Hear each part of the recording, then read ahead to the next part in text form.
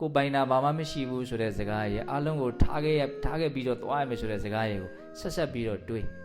နော်ကိုပိုင်နာရှိတယ်လို့စိတ်ထဲမှာထင်လို့ရှိရင်တစ်ချိန်မှာအပြီးထားခဲ့ပြီးတော့သွားရမယ့်အနေအထားကိုမြင်ကြည့်ပေါ့အဲ့လိုဆိုရင်ကိုပိုင်နာဘာမှမရှိဘူးဆိုတာပူပြီးတော့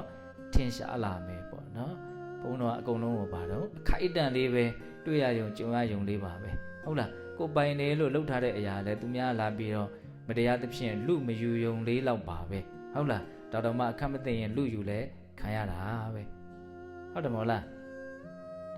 အရာအလုံးကကိုမပိုင်ဘူးဆိုတာကိုထင်ရှားစေခြင်းလဲဆိုရင်ဘယ်ချက်ကိုစဉ်းစားဖို့ဘုံဘုံပြောလိုက်တာတော့တစ်ချိန်မှာ